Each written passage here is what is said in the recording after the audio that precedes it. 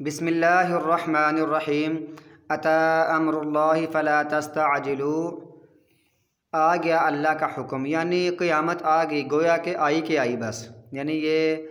ماضی بھی ہے لیکن اس کا معنی ہوتا ہے بس، یعنی سمجھ لو آئی ہوئی ہے، بشک ابھی تک وہ آنے ہی والی ہے، گویا کہ آ چکی ہے، اس کا معنی یہ ہو سکتا ہے۔ فلا تستعجلوا، پس نہ تم جلدی مچاؤ اس کے لیے۔ کافر کہتے ہیں نا جلدی لاؤ، کون سی قیامت؟ اللہ تعالیٰ جلدی نہ مچاؤ بلکہ قیامت آنے والی ہے، بلکہ سمجھ لو آ چکی ہے۔ سبحانہ، وہ تو پاک ہے، وتعالی، اور بلند ہے، عما یشرکون، اس سے جو وہ شرک کرتے ہیں، جو وہ شریک ٹھہراتے ہیں، اللہ اس سے بالکل پاک ہے۔ لہٰذا ان کا یہ مطالبہ، اللہ ان کے مطالبے کا مجبور نہیں ہے، اللہ تعالیٰ کو اختیارات ہیں، اللہ تعالیٰ جو چاہے کر سکتا ہے۔ تو اللہ تعالیٰ نے نبی صلی اللہ علیہ وسلم سے فرما دیا، اللہ تعالیٰ اس چیز سے پاک ہے یہ جو شرک کر رہے ہیں۔ پہلے ان کو خود مخاطب کیا، ڈائریکٹ کیا کہ تم اس کی جلدی نہ بچاؤ۔ اب اللہ نے نبی صلی اللہ علیہ وسلم کو بتا دیا جو وہ شریک بناتے ہیں اللہ اس سے بالکل پاک ہے۔ ینزل الملائکۃ بالروح، وہ نازل کرتا ہے فرشتوں کا، بالروح، وحی کے ساتھ، یہاں روح کا معنی وحی کے ساتھ اتارتا ہے، من روحی، اپنے حکم سے وحی کے ساتھ اتارتا ہے، علی من یشاء، اس پر جس پر وہ چاہتا ہے، من عبادہ، اپنے بندوں میں سے۔ یعنی جو نبوت ہے یہ وحی ہے، یہ اللہ تعالیٰ خاص لوگوں کو دیتا ہے، اللہ تعالیٰ کی خاص یہ عطا ہے، اس میں بندے کی کوئی ذاتی کوشش نہیں ہوتی۔ وہ اتارتا ہے فرشتے بالروح، وحی کے ساتھ، من امرہ، اپنے حکم سے، جس پر وہ چاہتا ہے اپنے بندوں میں سے۔ انذروا، کہ ڈرو، یعنی فرشتے کہتے ہیں انبیاء کو کہ لوگوں کو کہو کہ ڈرو، اور یہی مقصد ہے وحی ہونے کا کہ لوگوں کو ڈرنا اور توحید کو ماننا، شرک سے بچنا، شرک سے ڈرنا بچنا اور توحید کو ماننا۔ انذروا، کہ ڈراؤ، انہ لا الہ الا انا، بے شک نہیں ہے کوئی سچا الہ مگر میں ہی، فاتقون، پس تم مجھ سے ڈرو، مجھ سے بچو، یعنی تقوی اختیار کرو اور خود بھی ڈرو، لوگوں کو بھی ڈراؤ۔ خلق السماوات والارض بالحق، اس نے پیدا کیا ہے آسمانوں کو اور زمین کو، بالحق، کی حق کے ساتھ، با مقصد پیدا کیا ہے۔ تعالی، اس سے وہ بلند ہے، عما یشرکون، جو وہ شریک بناتے ہیں، اللہ تعالیٰ اس سے بہت بلند ہے۔ اللہ زمین و آسمان کا خالق ہے، اور یہ جو لوگ مخلوقات کو اللہ کے برابر کر رہے ہیں یہ بیچارے خود مخلوق ہیں، اللہ تو بہت بلند ہے، پوری کائنات سے سب سے اوپر اللہ تعالیٰ ہے، تو اللہ کے برابر یہ لوگ یعنی کسی کو کیسے کر سکتے ہیں؟ یہ اللہ کے برابر کرنا کسی کو جائز نہیں ہے۔ اللہ تعالیٰ تو بلند ہے، سب سے اونچا ہے، سب سے اعلیٰ ہے، تو یہ اور اعلیٰ اور ادنا برابر نہیں ہو سکتے۔ اللہ نے زمین و آسمان کو پیدا کیا، انہوں نے بیچاروں نے کیا پیدا کیا ہے؟ یعنی زمین و آسمان کا نام اس لیے لیا کہ سب سے بڑی مخلوقات، یعنی جو بڑی اعلیٰ مخلوقات ہیں وہ یہ ہیں، آسمان سب سے بڑی مخلوق ہے۔ ممکن ہے اس سے بھی بڑی ہوں لیکن یہ یعنی بڑی ہیوی، اور یعنی سب مخلوقات پر یہ حاوی ہے۔ پھر آگے اللہ تعالیٰ نے فرمایا صرف زمین و آسمانی، خلق والانسان، پیدا کیا انسان کو، من نطفۃ، ایک نطفے سے، گندے نطفے سے پیدا کیا، حقیر سے نطفے پیدا کیا، فاذا ہوا خصیم مبین، پس اچانک ہی وہ جھگڑالو بنتا ہے کھلے طور پر، پھر وہ جھگڑے کرنے والا بن جاتا ہے۔ اس کا دو معنی ہے کہ ہم نے اس کو پیدا کیا ہے لیکن اس کے باوجود وہ توحید کے بارے میں جھگڑتا ہے، مانتا نہیں ہے، شرک کرتا ہے، اس کے بارے میں بحث کرتا ہے، جھگڑتا ہے کہ شرک وہ مانتا ہے، توحید کو مانتا نہیں ہے، اللہ کی وحدانیت کو مانتا نہیں ہے، جھگڑا کرتا ہے۔ دوسرا اس کا معنی ہو سکتا ہے کہ وہ پہلے پیدا کیا ہے پھر وہ بڑا ہو کر جھگڑا ہی کرتا رہتا ہے، بحث مباحثہ کرتا ہے، بہت باتیں کرتا ہے۔ یعنی زمین و آسمان ہو گئی، پھر انسان ہو گیا، والانعام، اور چپائے، خالقہا، ان کو بھی پیدا کیا، لکم فیہا دفء، اس میں تمہارے لیے، لکم تمہارے لیے، فیہا، اس میں دفء، گرمی سے بچنے کا سامان ہے، بلکہ گرمی حاصل کرنے کا سامان ہے، چپاؤں میں گرمی حاصل کرنے کا سامان ہے، ٹھنڈک سے بچنے کا سامان ہے، ٹھنڈک سے بچنا اور گرمی حاصل کرنا، یعنی جیسے کوٹ بنتے ہیں، جرابیں بنتی ہیں، یہ کھال سے بنتی ہیں، لیدر سے بنتی ہیں، اس میں تمہارے لیے سردی سے بچنے کا سامان ہے، گرمی حاصل کرنے کا سامان ہے۔ ومنافع، اور بہت سے منافع ہیں، ومنہا تاکلون، اور ان میں سے تم کھاتے بھی ہو، اور بھی بہت سارے منافع ہیں، اور گرمی حاصل کرنے کا سامان ہے، اور منافع تو بہت سارے ہیں، اس میں منافعوں کی بہت لمبی تفصیل ہے۔ مثلا جانور ہیں، تم سواری کرتے ہو، ہل چلاتے ہو، ان کے ساتھ پانی کھینچتے ہو، ان کے گوبر کو جلاتے ہو، حتیٰ کہ عورتیں تو گوبر سے اپنی دیواریں اور اپنے جو صحن ہوتے ہیں ان کو بھی بڑا سیٹ اور خوبصورت کر لیتی ہیں، اور کھیتوں میں بطور کھاد استعمال ہوتا ہے، اور اس کو بیچ کر تم ضرورتیں باقی بھی پوری کرتے ہو،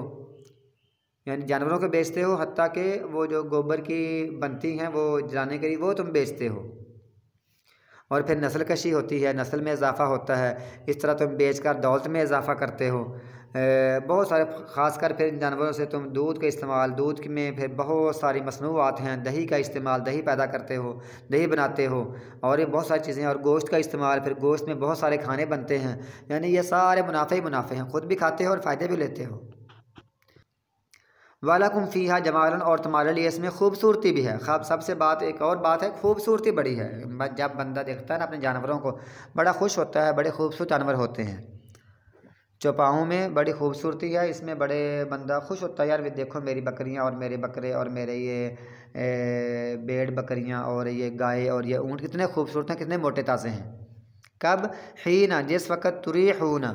تم شام کو چرا کر لاتے ہو، جب تم شام کو چرا کر لاتے ہو تو وہ ان کے پیٹ بھرے ہوتے ہیں، بڑے فریش، وہ گھروں کو باغ رہے ہوتے ہیں تو بڑی خوبصورتی ہوتی ہے۔ وحین، اور اس وقت بھی تسرحون، جب تم صبح چرانے کے لیے لے جاتے ہو تب بھی خوبصورتی، اور جب تم لاتے ہو واپس تب بھی خوبصورتی۔ اور شام کا اس لیے ذکر کیا کہ شام کو جو جانور ہوتے ہیں زیادہ خوبصورت لگتے ہیں کیونکہ پیٹ ان کے بھرے ہوتے ہیں۔ وَتَحْمِلُ، اور وہ بوجھ اٹھاتے ہیں، اور وہ اٹھاتے ہیں تمہارے بوجھ۔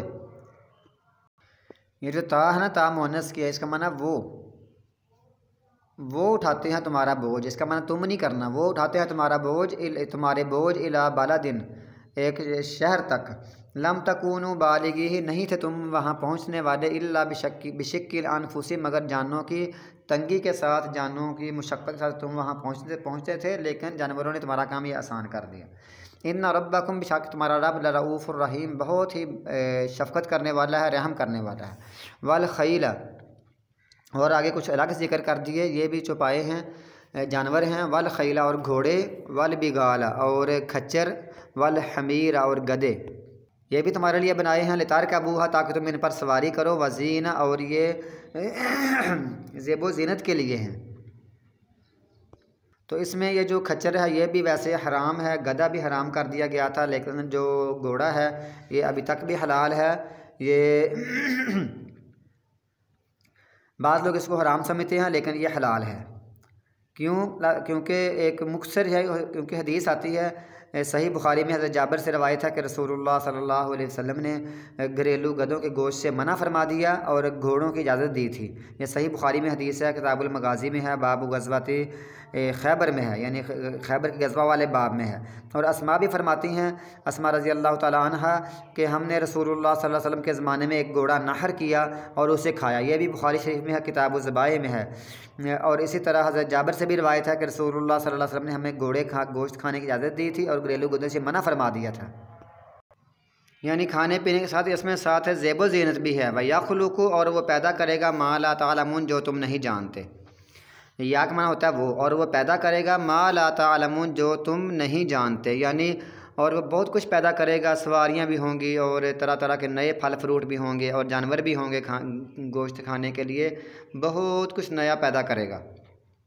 اور پیدا ہو رہا ہے، مشینریاں کتنی آ رہی ہیں، جہاز آ گئے ہیں، ابھی پتہ نہیں کیا کیا قیامت تک ہونے والا ہے۔ وعلی اللہ، اور اللہ پر ہی، قصد السبیل، سیدھا راستہ پہنچتا ہے، سیدھا راستہ اللہ پر ہی پہنچتا ہے، بندہ سیدھا رہے، توحید کو مانے، توحید اصل دعوت ہے، اصل پیغام ہے تمام انبیاء کا، اور دعوت یہ کھل کر دینی چاہیے، جیسے رسول اللہ صلی اللہ علیہ وسلم نے پہلے دن ہی جب آپ کو پیغام آیا تو آپ نے فرما دیا تھا، قولوا لا الہ الا اللہ تفلحوا تملکوا العرب والعجم، تو یہ پیغام کھلم کھلا اس کو دینا چاہیے، کہ اللہ پر سیدھا راستہ پہنچتا ہے۔ ومنہا، اور ان میں سے جائر، کچھ راستے ٹیڑھے ہیں، ٹیڑھوں پر نہ چلے، سیدھے راستے پر چلیں۔ وَلَوْ شَاءَ، اور اگر اللہ تعالیٰ چاہے، لَهَدَاكُمْ أَجْمَعِينَ، یقیناً ہدایت دیتے تم کو سب کے سب کو، اللہ تعالیٰ اگر تم کو چاہے تو تم کو سب کو ہدایت دے دے، بلکہ اللہ تعالیٰ نے تو جتنا اللہ تعالیٰ نے کرنا تھا نا، کہ اللہ تعالیٰ نے فرشتے یعنی انبیاء بھیج دیے، اور علماء کو علماء بھی ساتھ انبیاء کے وارث ہیں لوگوں کو سمجھانے کے لیے، اس کے بعد بندہ مجبور نہیں ہے، بندے کو اختیار ہے، چاہے وہ دعوت قبول کرے چاہے وہ نہ کرے۔ إِنَّا هَدَيْنَاهُ السَّبِيلَ إِمَّا شَاكِرًا وَإِمَّا كَفُورًا، دونوں راستے دکھا دیے، خواہ وہ شکر کرے خواہ وہ کفر کرنے والا بن جائے، اس کی مرضی ہے۔ اللہ تعالیٰ اگر چاہتا تو سب کو ہدایت دے دیتا، تو اللہ تعالیٰ نے پھر یہ جو پیدا ہونے کا مقصد تھا یہ پھر مقصد نہ پورا نہ ہوتا، بلکہ اللہ تعالیٰ نے یہ پیدا کیا ہے، پھر انسان کو اختیار دے دیا ہے، ساتھ انبیاء بھیج دیے ہیں کہ تم کو سیدھے راستہ بھی دکھائیں گے، تم کو نصیحت بھی کرنے والے ہوں گے، اب تمہاری مرضی ہے، تمہارا اختیار ہے، جو بندہ صحیح ہوگا اس کو جنت ملے گی، اور جو بندہ غلط ہوگا، نافرمانی کرے گا، وہ جہنم میں جائے گا۔